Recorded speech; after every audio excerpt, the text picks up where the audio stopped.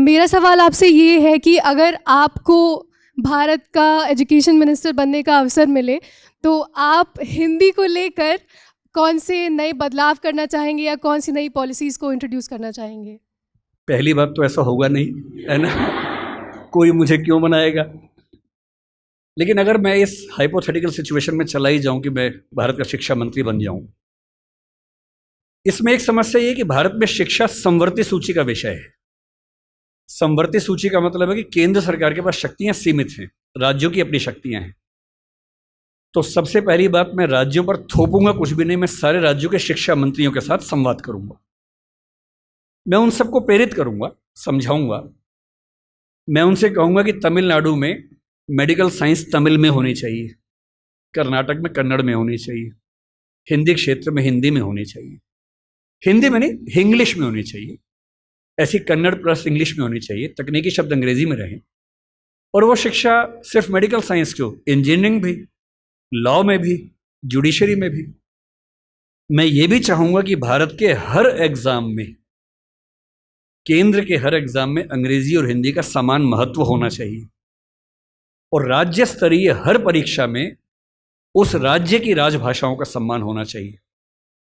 Maharashtra PCS में मराठी की भूमिका अंग्रेजी से कई गुना ज्यादा होनी ही चाहिए, क्योंकि वहां के एसडीएम को, डीएसपी को मराठी लोगों से बातचीत करनी है। और यदि किसी राज्य में 2-3 राजभाषाएं हैं, तो वहां की परीक्षा में उन दोनों तीनों राजभाषाओं की परीक्षा होनी चाहिए, ताकि वो व्यक्ति सेवाओं में आए जो उन भाषाओं को बोल सकता है। कुछ ऐसे प्रयास। और तीसरी बात, अभी हमें शिक्षा पर बजट हम बहुत कंजूसी से खर्च करते हैं। हमारा ज़्यादा बजट सेना पे खर्च होता है और चीज़ों पे होता है। मजबूरी वो भी है, सेना को हम नहीं छोड़ सकते, क्योंकि सुरक्षित होंगे तो पढ़ेंगे। अगर युद्ध हो गया, किताब फेंके तो मारेंगे नहीं, तो हमें ये हथियार चाहिए ही चाहिए, युद्ध तो करना ही पड़ सकता है। पर मैं चाहूंगा कि शिक्षा पर हमारा खर्च बढ़े। एक ऐसी भाई, हिंदी में समस्या क्या होती है, और ये हिंदी के साथ बाकी भारतीय भाषाओं में, आपको हर विषय में अच्छे अध्यापक ही नहीं मिलते हैं। अच्छे अध्यापक क्यों नहीं मिलते हैं? क्योंकि अच्छे कॉलेज ही नहीं है। अच्छे कॉलेज क्यों नहीं है? क्योंकि अच्छे शिक्षक पहले बने ही नहीं थे। अच्छे शिक्षक क्यों नहीं बने थे? क्योंकि उनको पता था कि नौकरी मिलेगी नहीं। अगर नौकरी इंग्लिश में ही मिलेगी तो लोग इंग्लिश मीडियम में ही पढ़ेंगे। इस बच्ची ने अभी भी कहा कि मैं अंग्रेजी माध्यम में, मुझे हिंदी ज़्यादा समझ में आती है। पर ये अंग्रेजी माध्यम में क्यों है? क्योंकि नौकरी का संकट है, एक मजबूरी है कि नौकरी इंग्लिश में मिलेगी। अगर भारत सरकार ठान ले और राज्यों की सरकारें ठान लें, अपनी अपनी भाषाओं में पढ़ाई लिखाई की संस्कृति को ठीक से विकसित करें। रामविलास शर्मा जी ने कहा था कि हर जिले में एक विश्वविद्यालय होना चाहिए अपनी भाषा में।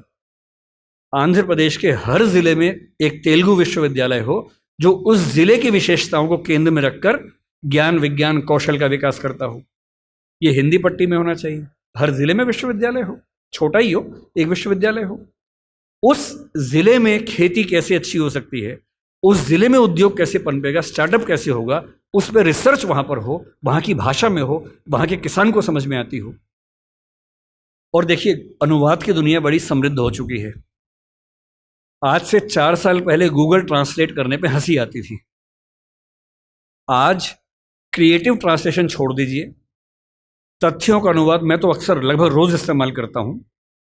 हम जिस संस्था में काम करते हैं, दृष्टि में हमारी राजभाषा हिंदी भी है, अंग्रेजी भी है। और मैं सुनिश्चित करता हूं कि हमारी संस्था में जितने भी नोटिफिकेशंस आएंगे, पहले हिंदी में आते हैं, फिर अंग्रेजी में आते हैं। मैं खुद बनाता हूं, दोनों भाषाओं में बनाता हूं। पहले हिंदी में, गूगल ट्रांसलेट पे जाता हूं, 1 सेकंड में अनुवाद हो जाता है। फिर उसको चेक करता हूं। आश्चर्य आपको होगा कि पहले 40-50% सही होता था, आजकल 95-97% सही होता है। मुश्किल से 2 साल रुक जाइए, यह मामला 100% का होने वाला है। जिस दिन 100% का हो गया, उस दिन हिंदी वालों का यह बहाना खत्म हो जाएगा कि हिंदी में कंटेंट नहीं है। आपको अंग्रेजी का जो अखबार पढ़ना है, आज से 2 साल बाद पता क्या होगा? आप नेट पे जाएंगे, द हिंदू मान लीजिए पढ़ना है आपको, आप द हिंदू पे जाएंगे, नीचे क्या लिखा होगा, कौन सी भाषा में पढ़ेंगे, सारी भाषाओं के नाम होंगे, यहां तक कि स्पेनिश और फ्रेंच भी लिखा होगा। आप हिंदी क्लिक करेंगे, पूरा अखबार हिंदी में आएगा आपके सामने। फिर क्या बहाना बचता है? दुनिया की जो भी किताब पढ़नी है, एक टैबलेट आपके पास होगा या बुक रीडर होगा, दुनिया की जो किताब पढ़नी हो अपनी भाषा में आप पढ़ेंगे और अनुवाद की समस्या रत्ती भर नहीं होगी। मुश्किल से 5 से 10 साल के बाद ऐसी डिवाइसेस आ जाएंगी, ईयरफोन लगा होगा आपके कान में, आप जैसे मैं भी जब विदेश में जाता हूँ जहाँ अंग्रेजी चलती है वहाँ दिक्कत नहीं आती। अब जैसे मान लीजिए मैं ऑशविट्स, एक आपने सुना होगा जहाँ नाजी अत्याचार हुए थे, मैं 2 दिन पहले पोलैंड में वहीं गया हुआ था, वहाँ हर चीज़ पोलिश भाषा में लिखी हुई थी, कहीं कहीं अंग्रेजी थी। अब समझ में नहीं आ रहा कैसे पढ़ूं। गूगल ट्रांसलेट पे जाके कैमरा ऑन करना है, लैंग्वेज में आपने कर दिया पॉलिश टू इंग्लिश, आप कैमरा जहाँ जहाँ ले जा रहे हैं पॉलिश इंग्लिश में कन्वर्ट होकर दिख रही है आपको, कोई समस्या ही नहीं है। वो सारी पॉलिश लिखी है, मैं सारा अंग्रेजी में पढ़ रहा हूँ, कहीं कहीं हिंदी में पढ़ रहा हूँ, सब कुछ हो चुका है। मुश्किल से 2-3 साल बाद क्या होगा, ऐसे हेडफोन्स और माइक आ जाएंगे, आप अपने कंप्यूटर से या फ़ोन से कनेक्टेड हैं, एक पॉलिश व्यक्ति या मान लीजिए डच व्यक्ति आपसे बात कर रहा है नीदरलैंड्स का, उसको केवल डच आती है, मुझे केवल हिंदी आती है। मैंने अपने फ़ोन में डच से हिंदी सेट कर दिया, उसने अपने फ़ोन में हिंदी से डच सेट कर दिया, वो डच बोल रहा है, मेरे हेडफोन में जो माइक है वो उसको सुन रहा है, कंप्यूटर कनेक्टेड है, फ़ोन कनेक्टेड है, मेरा फ़ोन तुरंत उसको हिंदी में कन्वर्ट करके मुझे हिंदी में सुना रहा है। मैं हिंदी बोल रहा हूँ, उसे डच में सुन रहा है। और ये मैक्सिमम अगले 5 साल का मामला है।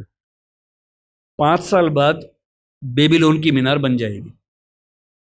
5 साल बाद आप दुनिया की किसी भी भाषा के साहित्य को, साहित्य में थोड़ी दिक्कत आ सकती है, ज्ञान विज्ञान की बात कर लेते हैं, किसी भी भाषा के ज्ञान विज्ञान को आसानी से पढ़ सकेंगे। अगर मैं शिक्षा मंत्री बन गया, जो कि मैं नहीं बनूंगा, मैं जानता हूं, क्योंकि लोग क्लिप काट के चलाएंगे कि देखो बनना चाह रहा है ना।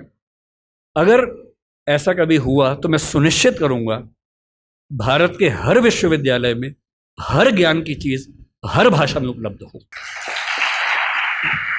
और 20-25 साल लगेंगे, जिस दिन हिंदी, मराठी, तमिल बच्चों को समझ में आ गया कि उनकी भाषाओं में भविष्य है, वो अपनी भाषाओं में पढ़ के आग लगा देंगे, ऐसी ऐसी रिसर्च करेंगे अभी हम कल्पना नहीं कर सकते हैं। और जिस दिन सारी भाषाओं में आत्मसम्मान का भाव आ गया, रिसर्च होने लगी, पढ़ाई होने लगी, उसके बाद आप देखिए फिर क्या होता है। क्यों आपको उच्च अध्ययन के लिए केवल JNU या अशोका समझ में आता है जहाँ अंग्रेजी में ही चीज़ें मिल पाती हैं?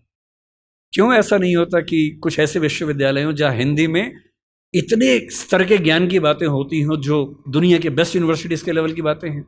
क्यों हार्वर्ड जैसा स्ट्रक्चर हिंदी में नहीं बन सकता, येल नहीं बन सकता? एकदम बन सकता है। लेकिन सरकार को 20-25 साल ताकत लगानी होगी, एक विज़न रखना होगा, और जो तकनीकें हमारे ज़माने में आ चुकी हैं उन तकनीकों के होते हुए ये बिल्कुल मुश्किल काम नहीं है, एकदम आसान काम है। बस एक विज़न हो, दृढ़ इच्छा शक्ति हो, और 20-25 साल का समय, एक पीढ़ी गुजरने का समय। आप ऐसे चेंजेस 2 दिन में नहीं कर सकते, एक पीढ़ी लगती है, और हर पीढ़ी के साथ वो चेंजेस आपको नजर आते हैं। मैं ये करूँगा।